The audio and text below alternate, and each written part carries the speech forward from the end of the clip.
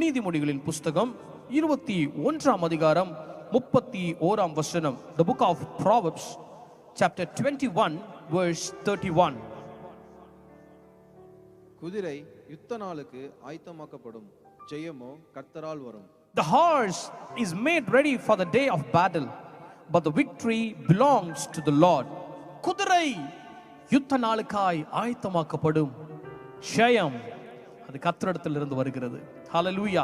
அருமையான ஒரு வசனம். ஜெயமோ கர்த்தரால் வரும் என்று சொல்லி அழகா ஸ்டிக்கர்ஸ் எல்லாம் பண்ணி பைபிள்ல ஒட்டி வச்சிருப்பாங்க, வீட்டில் ஒட்டி வச்சிருப்பாங்க, ஒரு நல்ல ஒரு போஸ்டரை வீட்டில் ஒட்டி வச்சிருப்பாங்க. அருமையான வார்த்தை தான். ஜெயம் கர்த்தரிடத்திலிருந்து வருகிறது.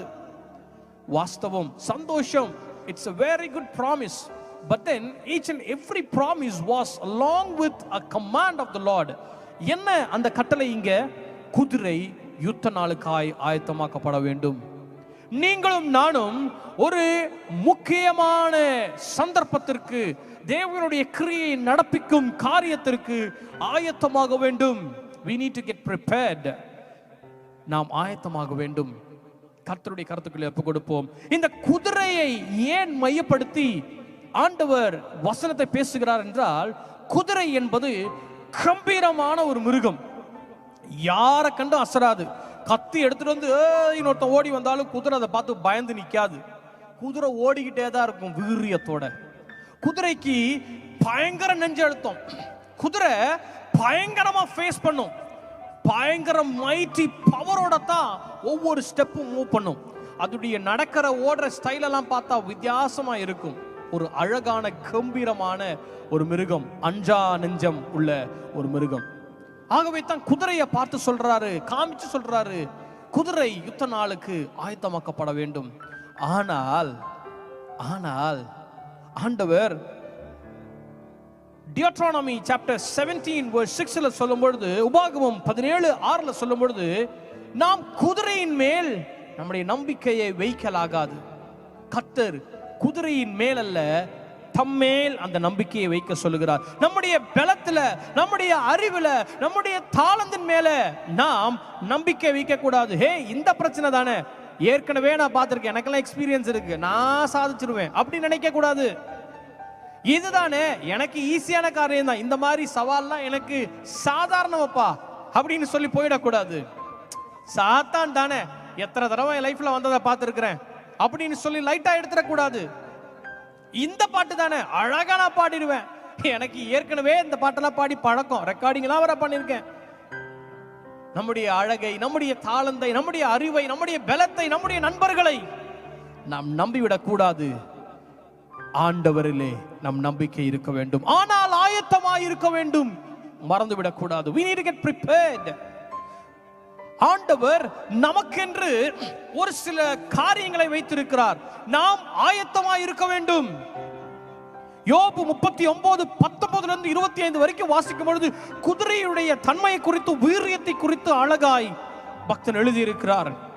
ஒவ்வொரு ஸ்டெப்பும் எப்படி இருக்கணும் அப்படின்னு சொல்லி நாமே நிதானித்து பார்த்திருக்க வேண்டும். அதே போல எப்படி நாம் இருக்க வேண்டும்? We need to get trained, we need to be prepared, we need to be ready for the battle. ஆயத்தத்தோடு ஆண்டவருடைய சமூகத்தில் நாம் காணப்பட வேண்டும். When we are prepared, then கர்த்தர் தன்னுடைய காரியத்தை செய்ய வருவார். ஜெயம் கர்த்தரால் வருகிறது. அல்லேலூயா சொல்லுவோமா? ஜெயம் அதை கர்த்தர் நமக்கு தருவார். நாம் ஆயத்தமா இருக்க வேண்டும். இரண்டாவது ஃபேஸ் மட்டும் தான் எல்லாரும் பிடிச்சிருப்பாங்க, ஜெயமோ கர்த்தரால் வரும்னு. Hey, what you are going to do with that?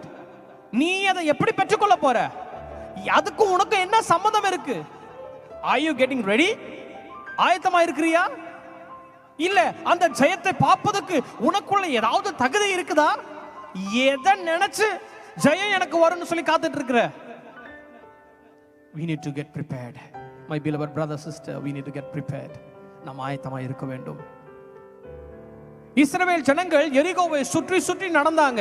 எரிகோ கிட்ட போயிட்டு, ஐயோ எரிகோவே இவ்வளோ பெருசா இருக்கிறியே, நீ எப்ப கீழே விழுவ? ஆண்டவர் வாக்கு கொடுத்திருக்கிறாரே அப்படின்னு சொல்லி அதுக்காக உட்கார்ந்து அழுதுகிட்டு புலம்பிக்கிட்டு தீர்க்கதரிசனம் சொல்லிட்டு இல்ல. They were doing something which is so weird.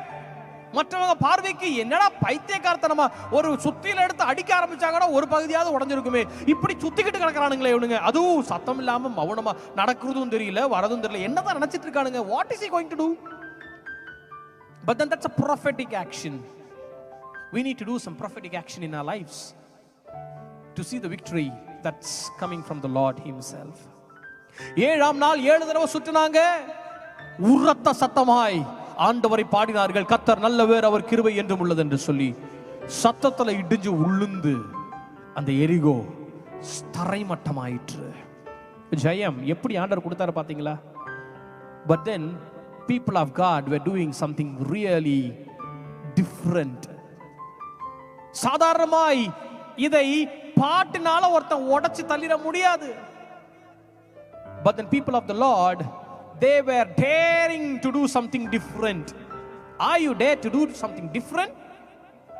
ஜெயம் ஆண்டவர் தருவார், வாஸ்தவம் தான். ஆனால் நாம் ஆயத்தமாக இருக்க வேண்டும். பவுலுடைய வாழ்க்கையிலிருந்தும் இவைகளை பார்க்க முடியும், நம்முடைய பழைய பரிசுத்தவானுடைய வாழ்க்கையிலிருந்தெல்லாம் இவைகளை பார்க்க முடியும். நான் ஒரே ஒரு பரிசுத்தவானுடைய வாழ்க்கையை உங்களுக்கு நான் காண்பித்து செபித்து முடிக்க விரும்புகிறேன். என்னோடு கூட உங்களுடைய சிந்தனையை ஆதியாகம புஸ்தகத்திற்கு திருப்பிக் கொள்ளுங்கள். 6ஆம் அதிகாரம் 7ஆம் அதிகாரம் 8ஆம் அதிகாரம். Yes, you are right.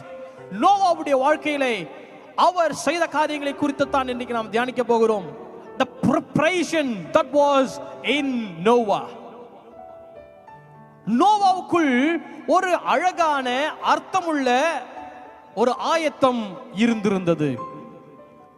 அந்த ஆயத்தம் மற்ற ஜனங்கள் பார்க்கும் பொழுது, இது என்னடா ஆயத்தம், நீ பண்றது ஏதாவது நியாயமா இருக்குதா, கொஞ்சம் தர்மம் இருக்குதா, கொஞ்சம் மூளை உள்ளவன் யோசிச்சானா இதெல்லாம் பண்ண மாட்டானேன்னு சொல்லி கிண்டல் பண்ணிட்டு இருந்த நாட்கள்.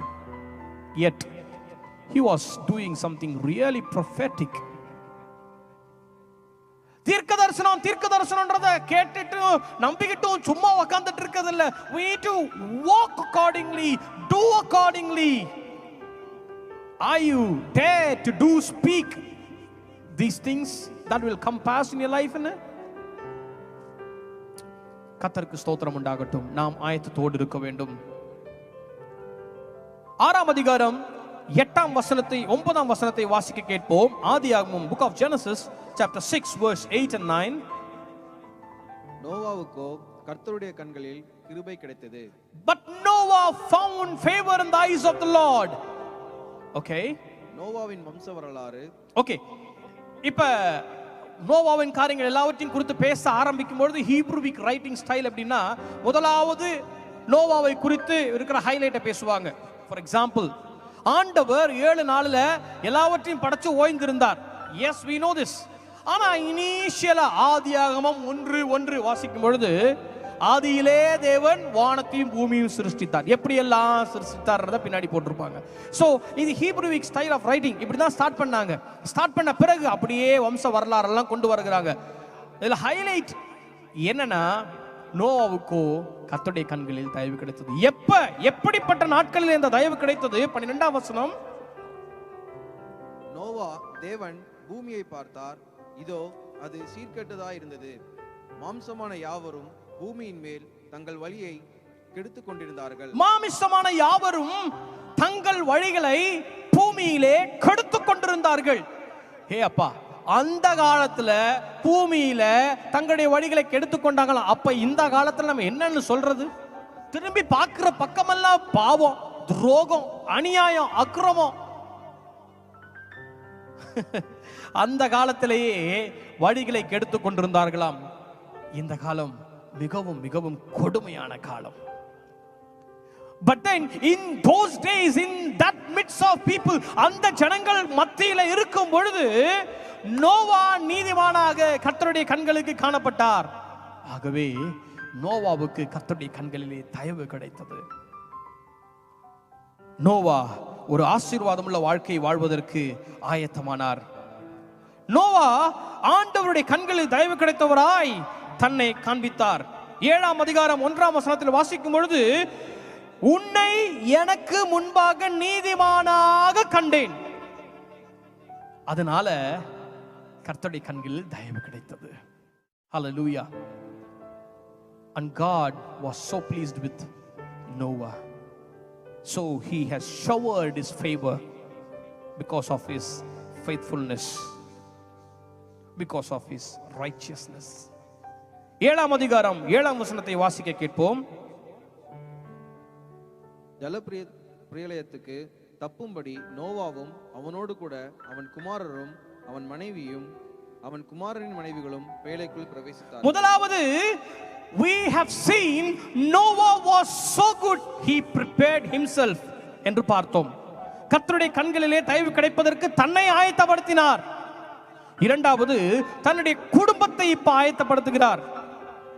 தன்னுடைய ஜலப்பிரளயத்திற்கு குடும்பத்தை காப்பாற்றும்படிக்கு அவர்களுக்கு உண்மையாய் இருந்திருந்து அந்த அழிவுக்கு குடும்பத்தை தப்புவிக்கும்படி ஒரு குடும்ப தலைவனாய் அழகாய் அதை செய்து முடித்தார். He prepared his own life, then he prepared his own family. குடும்பத்தை எப்படி நடத்தணும் அப்படின்னா நோவா கிட்ட கேட்டு பல காரியங்களை கத்துக்கணும். இன்னைக்கு ஆம்பளைங்க பொம்பளைங்களுக்கு எந்த ரீதியிலையும் அன்பு கொடுக்கறது இல்ல. கணவன் மனைவியை பெருசா நேசிக்கிறது இல்ல. ஏதோ லாட்ஜுக்கு வர மாதிரி வராங்க, உட்கார்றாங்க, பேசுறாங்க, போறாங்க. மனைவி கணவனுக்கு கொடுக்க வேண்டிய அன்பு, கனம், மரியாதை கொடுக்கறது இல்ல. அது வருது, அது போகுது. இப்படிதான் அவங்க ஒண்ணு சொன்னா டெஃபினட்டா அதை செய்யறது கிடையாது. எதிர்மறையாத்தான் காரியங்களை செய்யறது. பல குடும்பத்தின் தலைவர்கள் கண்ட்ரோல்ல குடும்பம் இல்ல. ஏன்னா குடும்ப தலைவனே பாதி நேரத்தில் கண்ட்ரோல்ல இல்ல. இந்த குடும்பத்தை அழகாய் நடத்தினார். பிள்ளைகள் தன்னுடைய பேச்சை அப்படியே கேட்கிறவர்களா இருந்தார்கள். கீழ்ப்படிதல் அவ்வளவு அழகா இருந்திருந்தது. மனைவியை கண்ட்ரோல் பண்றன்றது ஒரு பெரிய அழகான சாதனை. அதெல்லாம் கேட்டுதான் நம்ம படிக்கணும். அதெல்லாம் அனுபவிச்சு பார்த்தா தான் புரியும். அதிகாரத்துல ஆணவத்துல இல்ல, அன்புல. பிள்ளைங்க தோளுக்கு மேல வளர்ந்தா தோழன்னு சொல்லுவாங்க. இப்ப தோழனா இருக்கிறவங்க அவங்களும் கல்யாணாகி ஒரு மனைவியோட கூட இருக்கிறாங்க. அப்படி இருக்கும் பொழுதும் தன்னுடைய தகப்பனுக்கு கீழ்ப்படிந்தவர்களாய் பிள்ளைகள் இருக்கிறாங்க. ஹே, மனைவியை கீழ்ப்படிந்தாங்கன்னு சொல்லலாம், பிள்ளைங்க கூட கீழ்ப்படிந்தாங்கன்னு சொல்லலாம். மருமக்கள்மார்கள் மாமனார் பேச்சை கேட்டு அப்படியே அக்செப்ட் பண்ணி தன்னுடைய வாழ்க்கையை விட்டு கொடுத்த 3 ஸ்திரீகள். நோவா தன்னுடைய குடும்பத்தை அழகாய் நடத்தினார், அழகாய் நடத்தினார். பழைய ஏற்பாடிலே இனி ஒரு ஸ்திரீ உண்டு. அந்த ஸ்திரீயை சொல்லும் பொழுதே விபச்சாரி, வேசி என்று சொல்லித்தான் பட்டத்தோட நம்ம சொல்லுகிறோம். ரேஹாப்.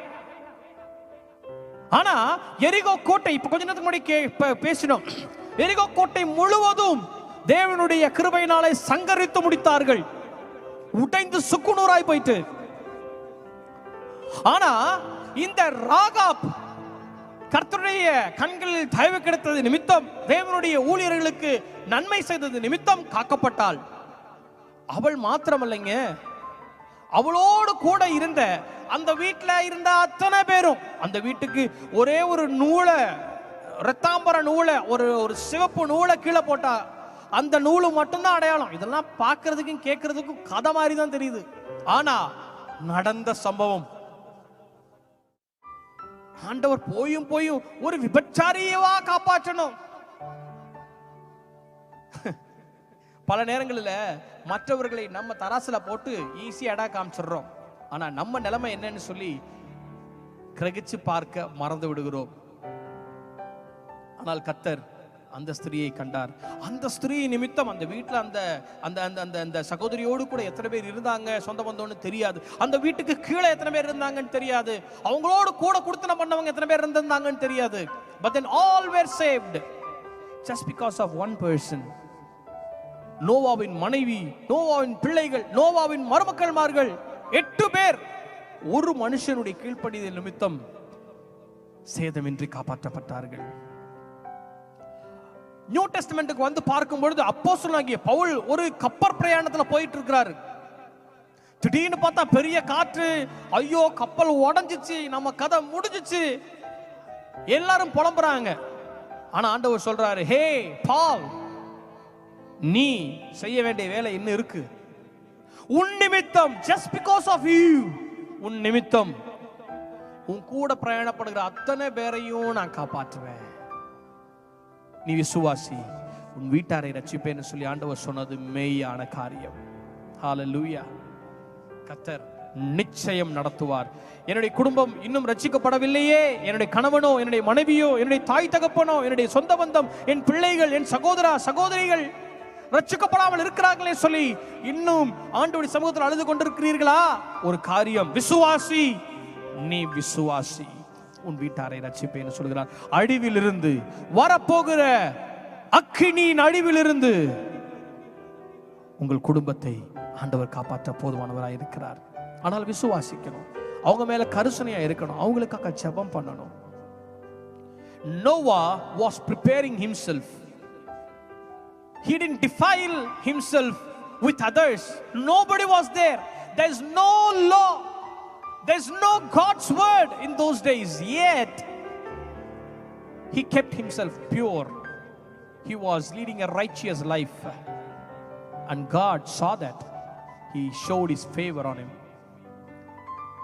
Second thing, he prepared his own family. He prepared his own family, and the whole family was saved in midst of the greatest punishment of the Lord. மூன்றாவது ஒரு காரியம், Noah prepared to believe God in action. நாம் தேவனை விசுவாசிக்கிறோம் விசுவாசிக்கிறோம் வாயில பாட்டு பாடிட்டு இருக்கிறோம், செயல்ல எவ்வளவு தூரம் காண்பித்து இருக்கிறோம்? Are we really showing our life in Christ as a right one? சொல்றது ஒண்ணு, செய்யறது ஒண்ணு. அரசியல்வாதிங்க மாதிரி கிறிஸ்தவ வாழ்க்கை பாதி போயிருச்சு. நோவா விசுவாசித்தான், அதை செயலில் காண்பித்தான். என்னங்க செயல்ல காமிச்சா? என்ன நான் காமிக்கல? இந்த கேள்விக்கு நீங்க தான் பதிலே டெஃபினட்டா எடுக்கணும். உங்க வாழ்க்கையை நீங்க ஆராய்ஞ்சு பாருங்க. How far you are believing God? வாயில சொல்றோம், ஜெபத்துல சொல்றோம், இப்படி இப்படின்லாம் சொல்றோம், தலை இடிச்சுக்கிட்டுலாம் சொல்றோம், ஆண்டவரே விசுவாசிக்கிறேன், ஆண்டவரே அது பண்றேன் இதை பண்றேன். எவ்வளவு தூரம் விசுவாசிச்சிருக்கிறீங்க? இஸ்ரவேல் ஜனங்கள் அந்த சிவந்த சமுத்திரத்திற்கு நடுவே கடந்து போறாங்கன்னு சொல்லி நம்ம சந்தோஷமாய் சொல்லி பிரசங்கம் பண்ணுகிறோம், பாடல்களை பாடுகிறோம், விசுவாசிக்கிறோம். நான் கேட்கிறேன், ஆண்டவர் உங்களை அந்த சிவந்த சமுத்திரத்துக்கு நடுவே கடக்க பண்ணுகிறார். Will you be ready to go? விசுவாசிக்கிற ஆண்டவரே, விசுவாசிக்கிற ஆண்டவரே, do it in action. Hey, என்னப்பா அவ்வளவு தூரம் இருக்குது, நான் போற நேரம் திடீர்னு பார்த்து அந்த கடல் அப்படியே அடிச்சிருச்சு, ரிட்டர்ன் வந்துருச்சுன்னா நான் என்ன பண்ணுவேன்? என்ன பயம்? சாதாரணமான விசுவாசம் இல்லைங்க. இஸ்ரவேலர்களுக்கு தேவன் பேரில் வைராக்கியம் உள்ள விசுவாசம் இருந்திருந்தது. அழகாய் கடந்தார்கள், தைரியமாய் கடந்தார்கள். அந்த நடுவுல பாதை போட்டு அப்படியே கண்ணாடி மாதிரி நின்ன, எந்த ஒரு தண்ணியும் தன் மேல விழாதுன்னு சொல்லி அவர்கள் கடந்ததெல்லாம் சாதாரணமான விசுவாசம் கிடையாது. He believed in action. He showed that belief in action. Divine character, a faith in action will bring the blessings of the Lord bestowing in your life. ஆறாம் அதிகாரம் 14-22 ஆகிய வசனங்களை வாசிக்க கேட்போம். ஆதியாகமம் 6:14. நீ கொப்பேர் மரத்தால் உனக்கு ஒரு பேழையை உண்டாக்கு, அந்த பேழையிலே அறைகளை உண்டு பண்ணி அதை உள்ளும் புறமுமாக கீழ்பூசு. நீ கொப்பேர் மரத்துல ஒரு பேழையை உண்டாக்கு. அது ஒரு ஆண்டவர் பர்டிகுலரா கொப்பேர் மரம்னு சொல்றாரு. உள்ளும் புறமும் கீழ்பூசு, இதெல்லாம் ஆண்டவர் சொல்றாரு. சொன்னதுமே he was ready to prepare a boat, a big ferry. அவர் அந்த கப்பலை உண்டாக்குவதற்காக அவர் போறாரு. ஹே, இதுக்கு முன்னாடி கப்பல், இதுக்கு முன்னாடி மழை, இதுக்கு முன்னாடி காத்து, இதுக்கு முன்னாடி சுனாமி ஒண்ணுமே நாங்க கேட்டதில்லப்பா. நீ யார் பேச்ச கேட்டு இப்படி பண்ணிக்கிட்டு இருக்கிற? எத்தனை பேர் கேட்டிருப்பாங்க இந்த கேள்வியை. உனக்கு தேவையா? ஏன் உனக்கு தான் வீடு இருக்குல்ல, வயசான காலத்துல உன் பசங்க ஏதாவது பண்ணாலும் பரவாயில்ல, உனக்கு ஏன் புதுசா ஏதாவது பண்ணணும்னு தோணுது? What made you? What was that sound? இதெல்லாம் உனக்கு பிரம்மையா தெரியலையா? வயசு உனக்கு எவ்வளவு தாண்டிருச்சு. இந்த நேரத்துல எல்லாருக்கும் புத்தி பேதலிக்கும்பா, நீ தப்பா நினைச்சுக்காத, உக்காந்துரு ஒரு ஓரமா. எத்தனை பேர் சொல்லி இருந்திருப்பாங்க. But he determined to keep concentrating on the Lord Jesus Christ and his word. தேவனுடைய வார்த்தைக்கு இணங்கி ஒரு கப்பலை அவர், ஒரு படகை, ஆண்டவர் ஒரு பேழையை உருவாக்குவதற்காக ஆயத்தமாகிறார். 22ஆம் வசனத்தை கூட வாசிங்க. நோவா அப்படியே செய்தான். தேவன் தனக்கு கட்டளையிட்டபடி எல்லாம் அவன் செய்து முடித்தான். தேவன் தனக்கு கட்டளையிட்டபடி எல்லாம் அவன் செய்து முடித்தான். He did everything. ஆண்டவர் இந்த ஆளுகிட்ட சொன்னா எல்லாத்தையும் செஞ்சிருவான்னு சொல்லி நம்பினாரு நோவாவை. ஏன்னா நம்பிக்கைக்கு பாத்திரவானா இருந்தாரு. பல நேரங்கள் ஆண்டவர் நம்மை நம்பி காரியங்களை கொடுப்பதற்கு கஷ்டம். ஏன்னா நம்பிக்கைக்கு பாத்திரமா இல்ல. வாயில தான் நிறைய பேசுறோம். வாயில வடை சுடுவாங்கன்னு சொல்லுவாங்களே, அதுபடிதான் வாயில நிறைய பேசுவோம். ஆனா ஆண்டவர் எதிர்பார்க்கும் குணாதிசயங்கள் பலதும் நமக்குள் காணப்படாமற் போகிறது. He prepared a boat and he did it fully as he was instructed. He did it. இரண்டாவது, he was prepared for a big great rain. 7ஆம் அதிகாரம் 4ஆம் வசனத்தை வாசிக்க கேட்போம். இன்னும் 7 நாள் சென்ற பின்பு 40 நாள் இரவும் பகலும் பூமியின் மேல் மலையை வர்ஷிக்க பண்ணி, நான் உண்டாக்கின ஜீவ ஜந்துக்கள் அனைத்தையும் பூமியின் மேல் இராதபடிக்கு நிக்கிரகம் பண்ணுவேன் என்றார். ஆண்டவர் பூமியில் இருக்கிற எல்லாவரையும் நிக்கிரகம் பண்ண போறேன். It was with a rain, மழையை சொரிய போகிறேன் என்று சொல்லி ஆண்டவர் சொல்லுகிறார். He prepared for a unexpected disaster. எங்க ஊர்ல திடீர்னு சென்னையில ஒரு ராத்திரி தண்ணி ஜாஸ்தி ஆயிருச்சுன்னு டேமை திறந்து விட்டாங்க. எங்க வீட்டு நிலக்காலுக்கு மேல தண்ணி நிக்குது, எல்லாமே விழுந்து போச்சு. கீபோர்டு வாசிக்கிற சகோதரனுடைய வீட்டுல பெரிய ஒரு பியானோ, கிராண்ட் பியானோ இருந்தது. 4 பேர் சேர்ந்து தூக்கிட்டு வந்து உள்ள வச்சாங்க.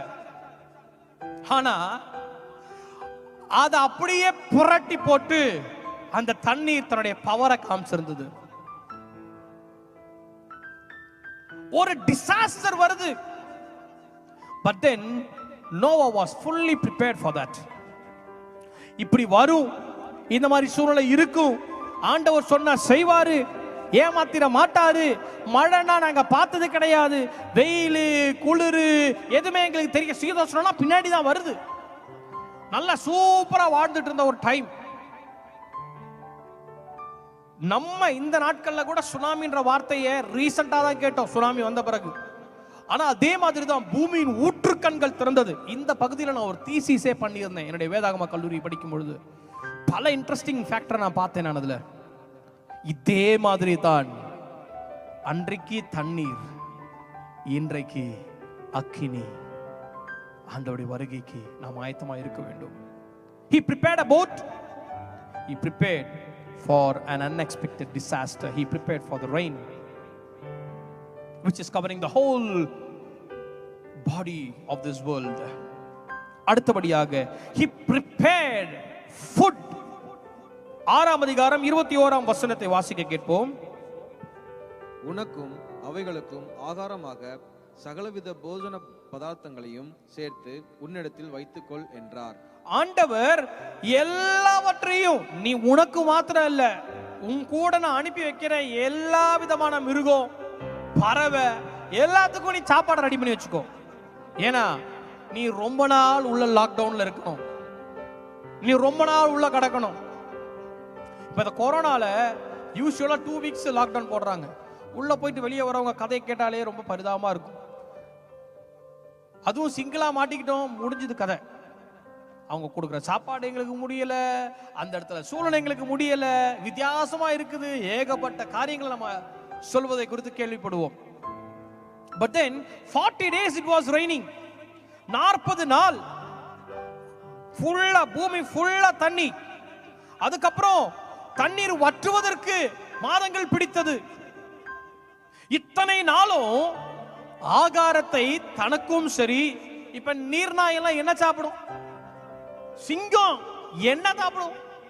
யானை அதுக்கு சாப்பாடை சேர்த்து வச்சு இத்தனை மாசத்துக்கு சேர்த்து வச்சு சாப்பாடு கொடுக்க முடியுமா? இது எல்லாத்தையும் வச்சு மெயின்டைன் பண்ணணும்னா அவர் எந்த அளவுக்கு அதை ஒர்க் பண்ணியிருக்கணும். He was really working hard to fulfill the will of the Lord. அவர் எல்லாவற்றுக்கும் ஆகாரத்தை சரியாய் ஆயத்தம் பண்ணினார். It was not an easy joke. நம்ம ஒரு கதை மாதிரி 6ஆம் அதிகாரத்தில் ஆரம்பிச்ச 8ஆம் அதிகாரம் கதை மாதிரி கணக்கணக்கணக்கான படிச்சிருவோம் நம்ம. ஆனா ரியாலிட்டியை உட்கார்ந்து கவனிச்சு பார்க்கும் பொழுது அநேக காரியங்கள் நமக்கு புலப்படும். He prepared a food for everyone to get fed and to live long. அடுத்தபடியாக 7ஆம் அதிகாரம் 8-9 ஆகிய வசனத்தை வாசிக்க கேட்போம். He prepared for an unusual life to live with unusual creatures. தேவன் நோவாக்குக்கு கட்டளையிட்டபடியே சுத்தமான மிருகங்களிலும் சுத்தமல்லாத மிருகங்களிலும் பூமியின் மேல் ஊறும் பிராணிகள் எல்லாவற்றிலும் ஆணும் பெண்ணும் ஜோடு ஜோடாக நோவாவிடத்தில் பிழைக்குட்பட்டன. சிலது நைட்ல தான் எழும்பி உற்சாகமா இருக்கும், அந்த மாதிரி ஆட்கள். சிலது டேல தான் உற்சாகமா இருக்கும். அப்ப ஒரே பில்டிங்ல ஒரே வீட்டுக்குள்ள ஒரு பக்கம் பாம்பு, ஒரு பக்கம் யானை, ஒரு பக்கம் சேவல், ஒரு பக்கம் மானு, ஒரு பக்கம் சிங்கம், புலி. கொஞ்சம் நினைச்சு பாருங்களேன் எப்படி இருந்திருக்கும்னு. மிக நறுமணமா வீசி இருக்கும் அங்க. அவைகளெல்லாம் வச்சு பராமரிக்கிறது லேசப்பட்ட காரியமா? அன்யூஷுவலா எப்ப பாரு ஒரு ஜூக்குள்ள போயிட்டு வந்தா எப்படி இருக்கும்? அது பாட்டுல கத்திக்கிட்டே கிடக்கும், கயமையா கயமையா கயமையான்ட்டு இப்படிதான் இருந்திருக்கும். அதன் மத்தியில அதுகளுக்கு ஃபீட் பண்ணணும், அதை பத்திரமா பார்க்கணும். அது அங்கிட்டு இங்கிட்டு போய் சண்டை கிண்டே பண்ணிட்டு பிரச்சனையை கிளப்பிடக்கூடாது. எல்லாவற்றுக்கும் சேஃப் கார்டை போட்டு வைக்கணும். அது தன் எல்லையை தாண்டிடக்கூடாது. எவ்வளவு ஒர்க்! வெறும் 8 பேர் எவ்வளவு காரியம் செஞ்சிருந்துருப்பாங்க. நம்ம சில நேரத்துல நம்ம குடும்பத்துல இருக்கிற மனைவியை அட்ஜஸ்ட் பண்ண முடியல, கணவனை அட்ஜஸ்ட் பண்ண முடியல. அதுக்கே பெரிய பாடு. இதுக்கு ஜோம் பண்ணி ஆண்டவரே அப்படி பண்ணுங்க இப்படி பண்ணுங்கன்னு ஏகப்பட்ட காரியம். இப்ப இதெல்லாம் சொல்ல வேணாம், நிறைய காரியம் அப்படி நடந்துச்சு. ஆனா கிரியேச்சர்ஸ், இந்த மாதிரி வைல்ட் அனிமல்ஸ், டொமெஸ்டிக்கா இருந்தாலும் பரவாயில்ல, வைல்ட் அனிமல்ஸ் கூட வாழ்ந்திருந்தாரு. இப்பப்பட்ட டோமஸ் கூட எல்லாம் நம்ம இருந்திருக்க முடியாது. ரேனாசரஸை வீட்டுல வளர்த்திருப்போமா? crocodile எல்லாத்தையும் உள்ள கூட்டு வந்து வச்சு பத்திரமா அவர் வளர்த்தாரு. He was ready. He was ready. He was ready to live with an unusual creatures. This is what I said. He believed God in action. அவர் ஒரு பேழையை செய்தார். அவர் ஒரு பெரிய டிசாஸ்டருக்கு ஆயத்தமானார். அவர் எல்லாவற்றுக்காகவும் ஆகாரத்தை சபதரித்தார். அவர் எல்லாவற்றிற்கூடவும் வாழ்வதற்கு ஆயத்தமானார். This is a preparation in action to show his faith for the Lord. He prepared himself. He prepared his family. He prepared to believe God in action. நான்காவது 8ஆம் அதிகாரம் 18ஆம் வசனத்தை வாசிக்க கேட்போம். Genesis chapter 8 verse 18. அப்பொழுது நோவாவும் அவன் குமாரரும் அவன் மனைவியும் அவன் குமாரன் மனைவிகளும் புறப்பட்டு வந்தார்கள். He was prepared for a new beginning. ஒவ்வொரு ஜனவரி 1ஆம் தேதிக்கும் நியூ இயர் ரெசல்யூஷன் எடுப்போம். ஹேய், நான் இப்படி இருக்கணும், நான் அப்படி இருக்கணும், இனிமே முழங்காலில் தான் இருப்பேன், இனிமே அப்படிலாம் ஜாம் பண்ணாமல் இருக்க மாட்டேன், இனிமே நான் மார்னிங் ப்ரேயரை மிஸ் பண்ண மாட்டேன், இனிமே நான் வந்துட்டு ஞாயிற்றுக்கிழமை மாத்திரம் எங்கள் ஊரில் வெள்ளிக்கிழமை மாத்திரம் சர்ச்சுக்கு போகிறோம், நான் இருக்க மாட்டேன். நிறைய resolutions will take. But then his life is a total different. இதுக்கு முன்னாடி போகும்போது அவங்க சொந்தக்காரங்களா இருந்திருப்பாங்க, பக்கத்து வீட்டுக்காரங்களா இருந்திருப்பாங்க, சின்ன வயசுல இருந்து வளர்ந்தவங்களா இருந்திருப்பாங்க, ஒன்னா விளையாண்டவங்க, ஒன்னா கல்யாணம் பண்ணி பார்த்திருந்தவங்க, எல்லாரும் இருந்திருப்பாங்க. தெரிஞ்ச ஆட்கள் ஏகப்பட்ட பேர் இருந்திருப்பாங்க. இப்ப திரும்பி பார்க்கும் பொழுது ஒரு மனுஷனும் இல்லை, அவங்க 8 பேரை தவிர. இந்த சோசியல் லைஃப் இல்லாம எப்படி அவர் வாழ்ந்திருப்பாரு? அதெல்லாம் ஆட்கள் இல்ல, நம்ம கூட பேசுறதுக்கு யாரும் இல்ல, சுத்தி முத்தி பார்த்தா நம்ம மனைவி, நம்ம பிள்ளைங்க, அவங்க மனைவி, இது மட்டும்தான் இருக்கும் அப்படின்னா எப்படி இருந்திருக்கும்? It was totally different for him, yet he was prepared. புதுமையை கர்த்தர் தாரும், எங்களுக்கு புது வாழ்க்கையை தாரும், நாங்க இன்னும் கர்த்தருக்காய் சாதிக்கணும்னு சொல்லி நிறைய ஜெபம் பண்ணுவோம், பேசுவோம். Are you really ready to face the reality? கர்த்தருடைய சமூகத்துக்குள்ள நம்மை ஆராய்ந்து பார்க்க வேண்டும். ஆயத்தத்தை குறித்து தான் பேசிக் கொண்டிருக்கிறேன். He was prepared himself for a new beginning. It was a brand new life for him. எல்லாமே புதுசு. இனி அவர் தான் மொத்தம் விதைக்கணும், இனி அவர் தான் ஃபுல்லா விவசாயம் பண்ணணும், இனி அவர் தான் தனக்குன்னு வீடை கட்டிக்கணும், இனி அவர் தான் தன்னை காப்பாத்திக்கணும். அவருக்கு ட்ரெஸ்ல இருந்து, அவருக்கு சாப்பாடுல இருந்து, just think about it, how it was in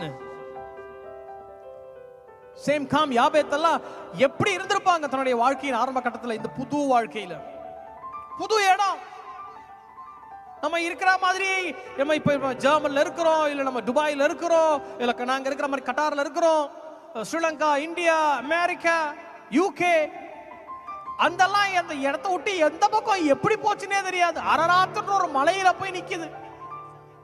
டோட்டலா டிஃபரெண்டான இடம். பாஸ்போர்ட் இல்ல, விசா பிரச்சனை இல்ல, கோவிட் பிரச்சனை கிடையாது, அழகா போய் நின்றுச்சு. ஆனா புது இடம், எப்படி வாழணும், என்ன செய்யணும், சாப்பிடுறதுக்கு என்ன அடுத்த வேலைக்கு, நோ நோஸ், எதை குறித்தும் தெரியாது. ஆனால் ஆண்டவர் அழகாய் நடத்தினார். But Noah was prepared for this new beginning. என்னுடைய 5வது கடைசியான காரியம், 8ஆம் அதிகாரம் 20ஆம் வசனத்தை வாசிப்போமா? மிகவும் முக்கியமான ஒன்று.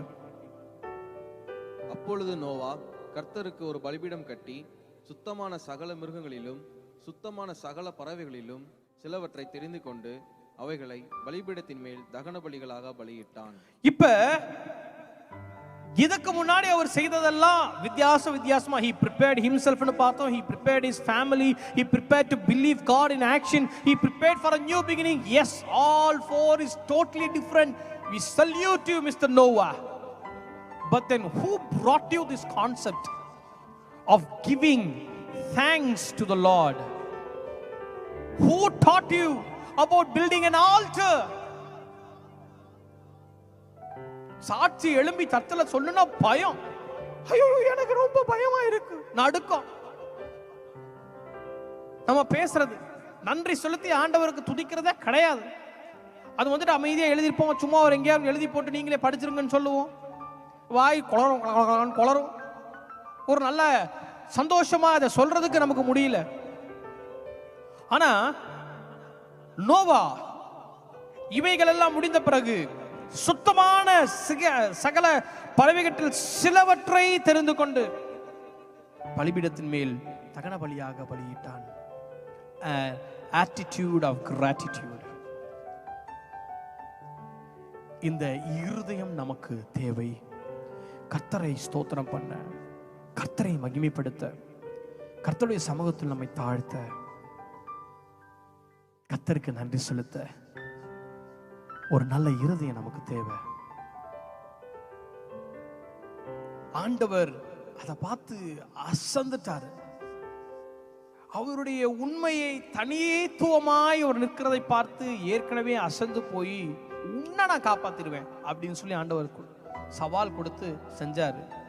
இப்ப மறுபடியும் அவர் செஞ்ச இந்த ஒரு தேங்க்ஸ் கிவிங்கை பார்த்து அசந்து போய் he is giving lot of promises about 7 different kinds of blessings he has given. அதுக்கு அப்படியே கீழே வாசிக்கும் பொழுது 21, 22, 9 அதிகாரத்துல சில வசனங்கள் எல்லாம் பார்க்கும் பொழுது 7 kinds of different blessings he was blessed with. ஆண்டவர் அப்படியாய் ஆசீர்வதித்தார். ஆண்டவர் வெற்றியை கொடுத்தார். ஆண்டவர் வாக்குத்தத்தங்களை கொடுத்தார். ஏன்? ஆண்டவர் உடன்படிக்கையே ஆண்டவர் கொடுத்தாரு. 9 அதிகாரம் 13 வசனத்தில் வாசிக்கும் பொழுது, நான் என் வில்லை மேகத்தில் வைத்தேன், அது எனக்கும் பூமிக்கும் உண்டான உடன்படிக்கைக்கு அடையாளமாயிருக்கும். He made a vow. ஆண்டவர் எவ்வளவு ஆசீர்வாதமாக நடத்தினார். ஒரு சில வேத பண்டிதர்கள் சொல்லுகிறார்கள், இந்த ஜலப்பிரளயம் அதிகமாய் வந்து எல்லாம் ஒரு பக்கம் கரையானதுனால தான், நான் ஏற்கனவே சொன்னேன் பாருங்க, வெயிட்டா 4 பேர் தூக்கிட்டு வந்த கிராண்ட் பியானோ வெறும் தண்ணியில, வீட்டுக்குள்ள வந்த தண்ணியில 4 பீஸா கமந்து கீழே கடந்தது. அந்த மாதிரி வெயிட்டான இந்த தண்ணி எல்லாம் ஒரு பக்கம் போய் டிபாசிட் ஆனதுனால பூமி 23 டிகிரி சாய்வா சுத்துது என்று சயின்ஸ் சொல்லுது. எஸ், பூமி 23 டிகிரி சாய்வா சுத்துது. காரணம், இந்த ஜலப்பிரளயம் ஒரு பக்கமாய் ஒதுங்கும் பொழுது சாஞ்சிட்டு கொஞ்சம் சாய்வா தான் சுத்திக்கிட்டு இருக்குது இப்ப பூமி. வேதம் மெய், சரித்திரபூர்வமாய் இவைகள் நடந்தது. கர்த்தருக்கு ஸ்தோத்திரம் உண்டாகட்டும். கர்த்தர் நல்லவர். நோவாவின் குடும்பத்தை கர்த்தர் காப்பாற்றினார். ஜெயத்தை நோவா பார்த்தார். காரணம், நோவாவுக்குள் இருந்த ஒரு ஆயத்தம். குதிரை இத்தனை நாளுக்காய் ஆயத்தமாக்கப்படும்.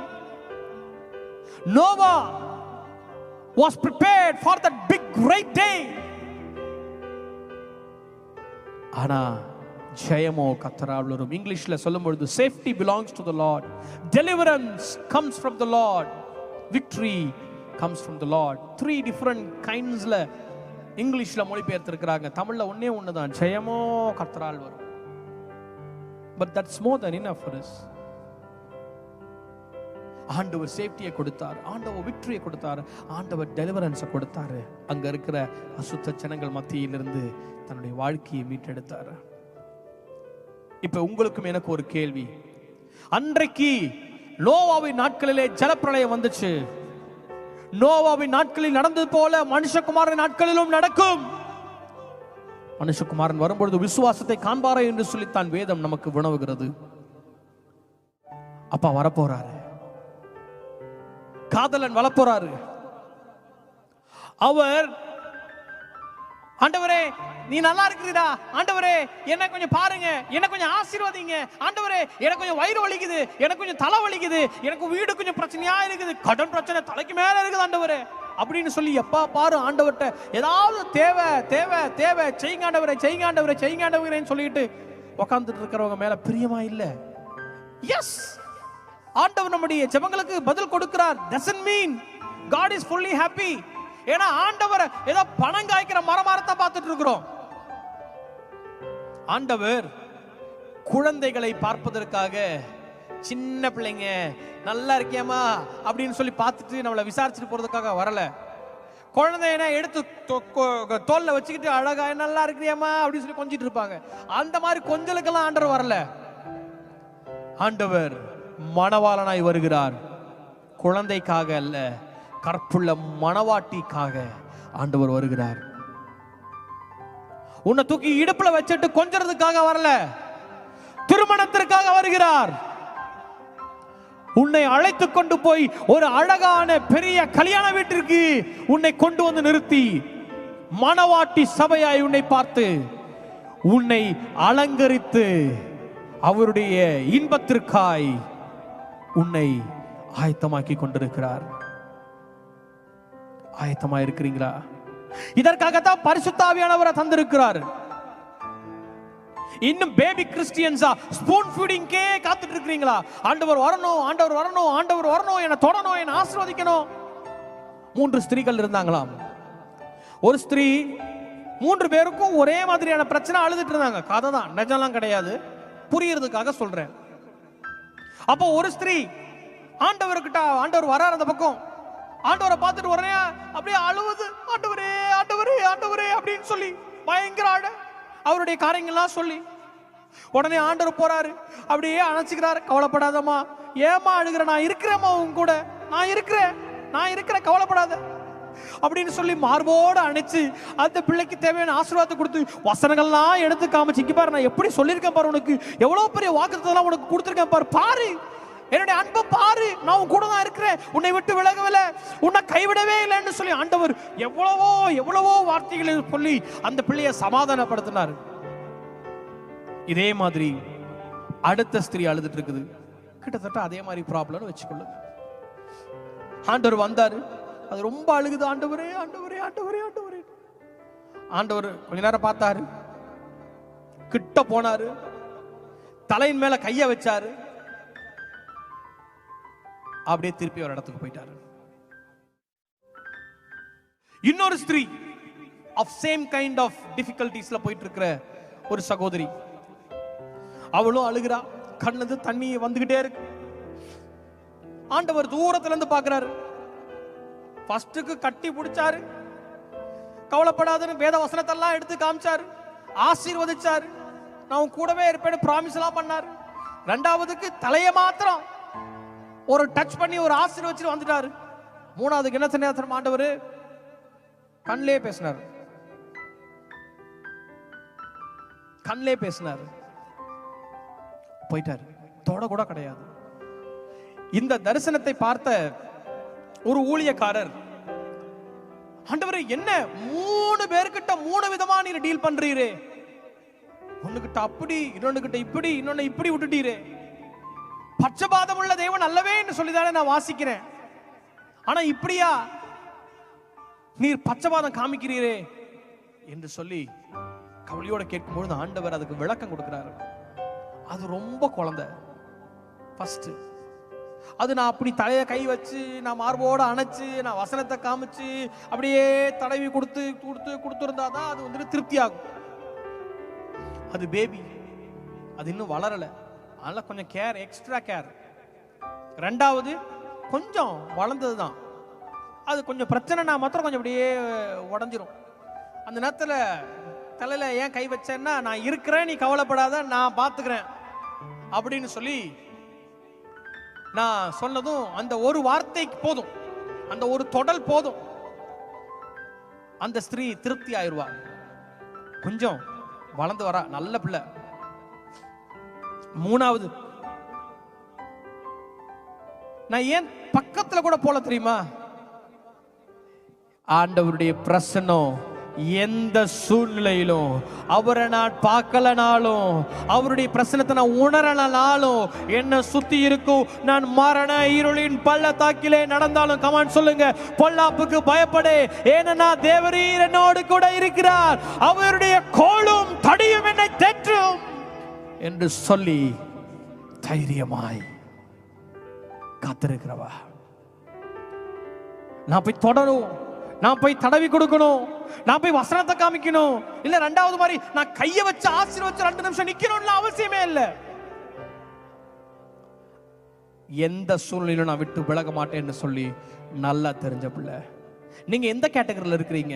ஆண்டவர் உடனே வரணும், ஒரு தீர்க்கதரிசி மட்டும் வந்துட்டாருன்னா அவருக்கு பெரிய மவுசு தான், இங்கேயும் சரி எங்கேயும் சரி.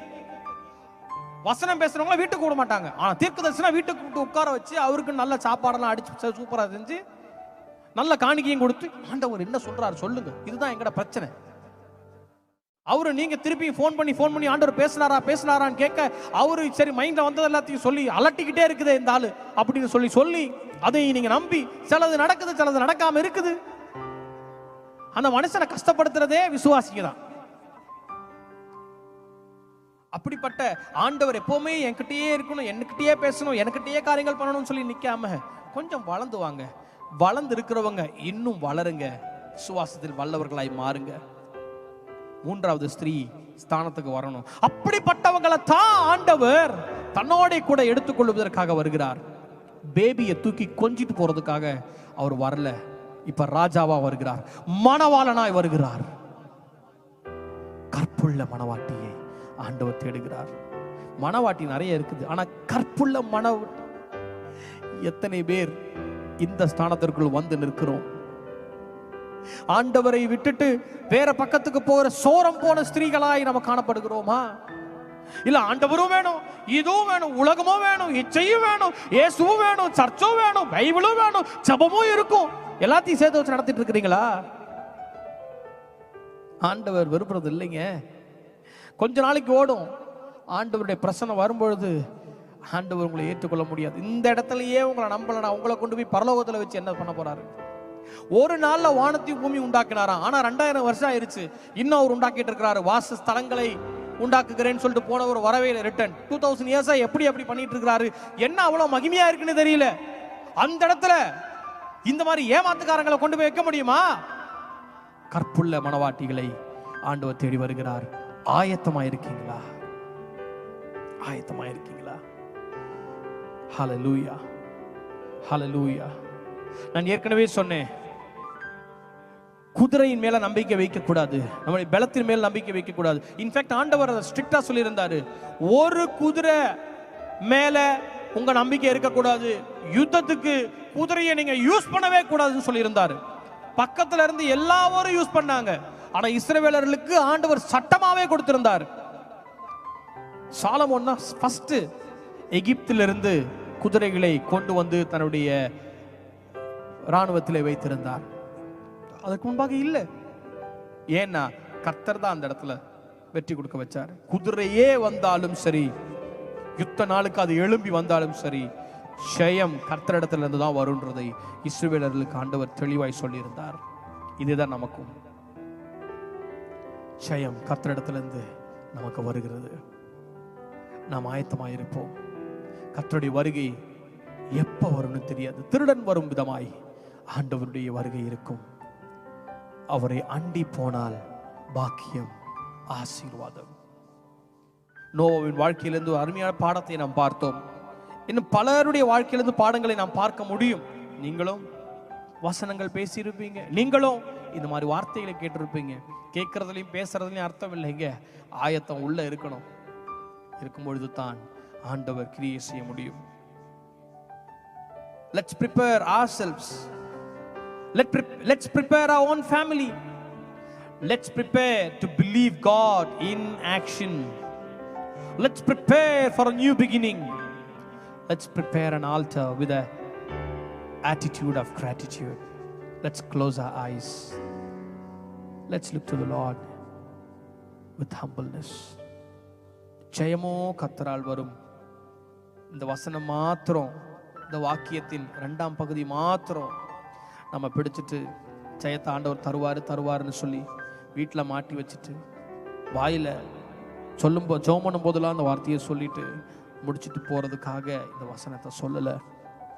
அதுக்கு முன்பாக நாம் செய்ய வேண்டிய ஒரு காரியம், ஆயத்தப்பட வேண்டும். அதை நினைப்பூட்டுவதற்காகத்தான் வந்தேன். இது நினைப்பூட்டுதலின் வசனம். ஆயத்தமாக நீ ஆயத்தப்படுத்து, காவலாளியாயிரு என்று சொல்லி வசனம் நமக்கு சொல்லி கொடுத்திருக்கிறது. நம்ம ஆயத்தமாக இருக்க வேண்டும். ஆண்டவருடைய வருகைக்கு ஆயத்தமாக இருக்க வேண்டும். நம்மோட கூட நம்முடைய குடும்பத்தை ஆயத்தப்படுத்த வேண்டும். தேவ சபையை ஆயத்தப்படுத்த வேண்டும். அக்கம் பக்கத்தில் இருக்கவங்களை ஆயத்தப்படுத்தணும். பரலோகத்திற்கு போகும்பொழுது எப்படி அவரை ஆராதிக்க போகிறோம், எப்படி அவருடைய சமூகத்தில் டைம் ஸ்பெண்ட் பண்ண போகிறோம். We need to get prepared for this new era, for this new season. Thank you Jesus. ஆண்டவருடைய பிரசன்னத்துக்குள்ள கொண்டு வருவோம். Daddy, here I come Lord. ஆண்டவரே, யூசுவலா ப்ராமிஸை மாத்திரமே நாங்கள் பிடிச்சிட்டு இருக்கிறோம். அந்த ப்ராமிஸ் கார்டில் கூட பின்னாடி திரும்பும் பொழுது நம்புவதற்குன்னு மாத்திரம் கீழ்ப்படியான்னு இருக்கும்ப்பா. நாங்கள் கீழ்ப்படுகிற இந்த கீழ்ப்படியை நாங்கள் மிதிச்சு நாங்கள் மேல்படிக்கு மெதுவாய் உம்முடைய அன்பிலே கொண்டு வரப்பட கர்த்தர் கிருபை தாருங்க ராஜா. என்னை தருகிறேன் உம் கரத்தில், என்னை படைக்கிறேன் உம் பாதத்தில், என்னை தருகிறேன் உம் கரத்தில், என்னை படைக்கிறேன் உம் பாதத்தில். உருவாக்குமே என்னை, உருவாக்குமே உருவாக்குமே என்னை, உருவாக்குமே என்னை, தருகிறேன் தருகிறேன். சேர்ந்து பாடுவோமா? என்னை படைக்கிறேன் படைக்கிறேன். உண்மையா சொல்லுவோம், என்னை தருகிறேன் தருகிறேன். உம் கரத்தில் என்னை படைக்கிறேன் படைக்கிறேன். உம் பாதத்தில் உருவாக்குமே என்னை, உருவாக்குமே உருவாக்குமே என்னை, உருவாக்குமே. ஒரு விசை உருவாக்குமே என்னை, உருவாக்குமே உருவாக்குமே என்னை, உருவாக்குமே. எங்களை தாழ்த்துகிறோம், உடைய கிருபைக்கு எங்களை ஒப்புக் கொடுக்கிறோம். நாங்கள் தொடர்ந்து ஆயத்தத்தோடு இருக்க கர்த்தர் கிருபை தாரும். உடைய வருகையிலே, ரகசிய வருகையிலே உம்மோடு கூட சேர்த்து கொள்ளப்பட்டு விதமாய் நாங்கள் உம்மோடு கூட வாழ்ந்திருக்கும் இந்த நாளுக்கு நாங்கள் ஆயத்தமாயிருக்க கிருபை தாரும். உடைய கிருபை எங்களோடு கூட இருக்கட்டும். எங்களை தாழ்த்துகிறோம். கர்த்தர் தந்த வசனத்துக்காய் ஸ்தோத்திரம். இந்த வசனத்தின் படி நாங்கள் நடக்கவும், வசனத்தின் ஆசீர்வாதங்களை நாங்கள் பெற்றுக்கொள்ளவும் எங்களுக்கு கிருபை தாரும். இந்த வசனத்துக்கு எங்களை ஒப்பு கொடுக்கிறோம், எங்களை தாழ்த்துகிறோம். கேட்டுக்கொண்டிருந்த ஒவ்வொருத்தங்களுக்காய் ஸ்தோத்திரம் ஸ்தோத்திரம் ஸ்தோத்திரம். உம்முடைய கிருபை இவர்களோடு கூட இருக்கட்டும். நாங்கள் அனைவருமாய் சேர்ந்து ஆயத்தப்பட, உம்முடைய நாமத்தை மகிமைப்படுத்த, உம்முடைய ஆசீர்வாதங்களை பெற்றுக்கொள்ள கர்த்தர் கிருபை தாரும். நசரேயனாகிய இயேசு கிறிஸ்துவின் வல்லமையுள்ள நாமத்தில் மனத்தாழ்மையோடு ஜெபிக்கிறேன் நல்ல பிதாவே, ஆமென்.